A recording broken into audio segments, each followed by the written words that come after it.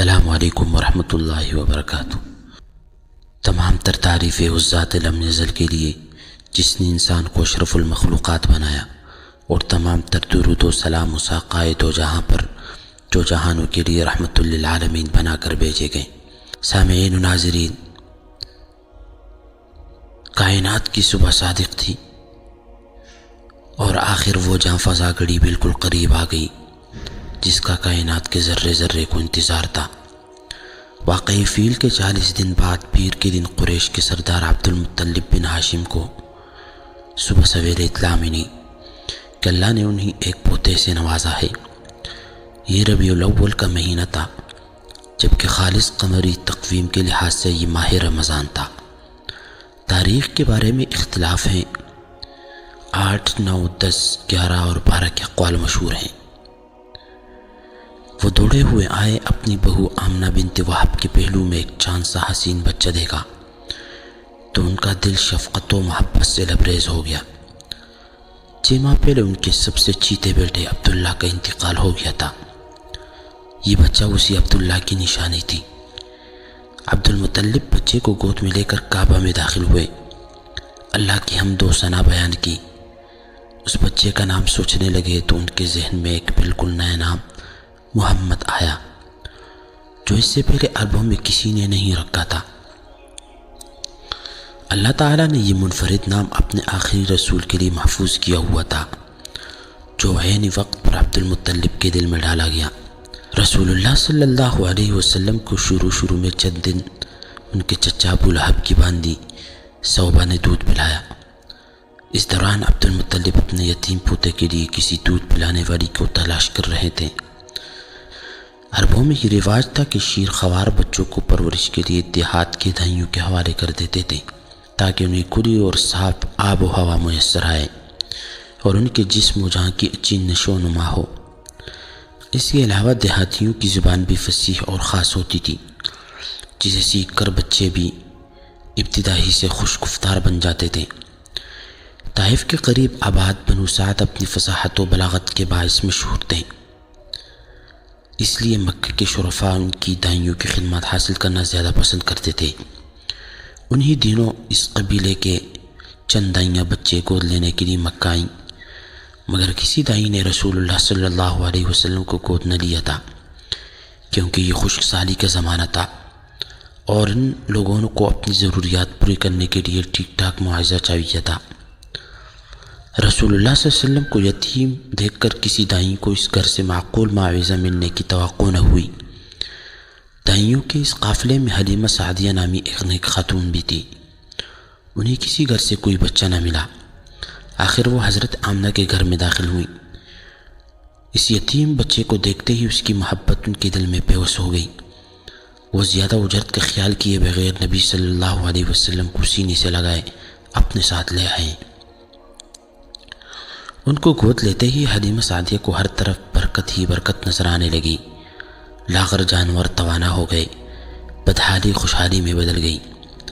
نبی کریم صلی اللہ علیہ وسلم کی نشو و نما عام بچوں سے مختلف ہوئی۔ جب عمر مبارک 2 برس ہوئی تو حلیمہ سعدیہ نے دودھ چھڑایا۔ نبی اکرم صلی اللہ علیہ وسلم اپنی رضاعی بہن بھائیوں کے ساتھ بکریاں چرانے جنگل میں جانے لگے۔ اس دوران ایک دن اچانک 2 فرشتے نازل ہوئے، جنہوں نے رحمت عالم صلی اللہ علیہ وسلم کا سینہ مبارک چیرا اور آپ کے دل سے سیاہ لوتڑے جیسی کوئی چیز نکال کر پھینک دی اور دل کو ایمان و حکمت سے بھر کر واپس رکھ دیا۔ اس کے بعد حضور صلی اللہ علیہ وسلم کے جسم مبارک پر سینہ چیرے جانے کا کوئی نشان تک نہ رہا۔ حضور صلی اللہ علیہ وسلم 4 سال کی عمر تک بنو سعد میں رہے۔ اس کے بعد حلیمہ سعدیہ نے آپ کو والدہ کے سپرد کر دیا۔ قبیلہ بنو سعد میں گزرے ان دنوں کی سعادت و جفاکش زندگی نے نبی اکرم صلی اللہ علیہ وسلم کی صحت و نشو و نما اور تربیت پر بہت عمدہ اثر ڈالے۔ حضور صلی اللہ علیہ وسلم بعد میں کبھی کبھار صحابہ اکرام سے فرماتے تھے، میں تم سب سے زیادہ خالص عرب ہوں اور میں نے بنو سعد کے قبیلے میں دودھ پیا ہے۔ سامعین و ناظرین، مکہ واپس آنے کے بعد جب نبی کریم صلی اللہ علیہ وسلم کی عمر 6 سال ہوئی تو والدہ محترمہ آپ کو لے کر یثرب روانہ ہوئی تاکہ اپنے شوہر کی قبر پر جائے اور اپنے بچے کو اس کے والد کی ننانیوں سے ملائے۔ ان کی حبشی باندی برکہ ایمن بھی اس سفر میں ہمراہ تھی، جنہیں عبداللہ نے میراث میں چھوڑا تھا۔ واپسی کے سفر میں حضرت آمنہ ابوا کے مقام پر پہنچی تھی کہ اچانک ان کا آخری وقت آ گیا اور دیکھتے ہی دیکھتے وہ دنیا سے رخصت ہو گئی۔ یہ ویران غیر آباد مقام مکہ اور یثرب دونوں کے بیچوں بیچ تھا۔ چاروں طرف پہاڑ تھے جن کے درمیان ایک ٹیلے پر حضرت آمنہ کی تدفین کی گئی۔ عبداللہ کا یتیم 6 سال کی عمر میں ماں کے سہارے سے بھی محروم ہو گیا، اور وہ بھی اس قسم پرسی کے عالم میں کہ دور دور تک کوئی عزیز ہو یا رشتہ دار نہ تھا جو سر پر ہاتھ رکھتا اور سینے سے لگا کر تسلی دیتا۔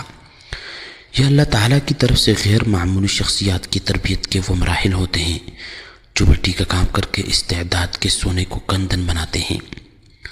حضور صلی اللہ علیہ وسلم کی باندی برکہ ایمن جو غالباً اس وقت خود 16-17 برس سے زیادہ کی نہ ہوتی، بڑی مشکل سے آپ صلی اللہ علیہ وسلم کو ساتھ مکہ لائی۔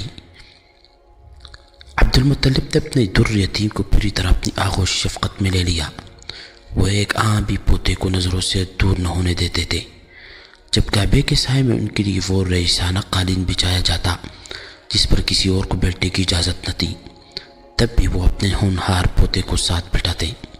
مگر والہانہ شفقت کے یہ دن باد صبا کی طرح گزر گئے اور ایک دن عبد المطلب بھی دنیا سے رخصت ہو گئے۔ اس وقت حضور صلی اللہ علیہ وسلم کی عمر 8 سال 2 ماہ 10 دن تھی۔ جاتے جاتے عبد المطلب اپنے بیٹے ابو طالب کو حضور صلی اللہ علیہ وسلم کی دیکھ بھال کی وصیت کر گئے اور وہیں آپ کی سرپرست بنے۔ سامعین و ناظرین، اسی سال عرب کے مشہور سخی اور قبیلہ بنی طے کے سردار حاتم طائی کا انتقال ہوا تھا، اور یہی سال فارس کے سب سے نامور بادشاہ نوشرواں کی وفات کا ہے۔ عموماً لڑکپن کا زمانہ شوخی اور شرارت کے عروج کا ہوتا ہے، مگر حضور صلی اللہ علیہ وسلم شروع سے نہایت شریف، باوقار اور حیادار تھے۔ حضور صلی اللہ علیہ وسلم عرب کے معاشرتی برائیوں سے ذرا بھی متاثر نہ ہوئے۔ شرکی رسومات، شراب نوشی اور گانے بجانے سے کوسوں دور رہیں۔ سچائی، امانت داری، ہمدردی، تواضع، مروت اور رحم دیدی کی صفات حضور صلی اللہ علیہ وسلم میں گھوٹ گھوٹ کر بھری ہوئی تھی۔ اس کے ساتھ ساتھ آپ بے حد زہید، معاملہ فہم، بہادر اور چاق و چوبند بھی تھے۔ سامعین و ناظرین، تب تک کے لیے اتنا ہی۔ اگلی ویڈیو تک کے لیے ہمیں اجازت دیجیے گا۔ اللہ حافظ۔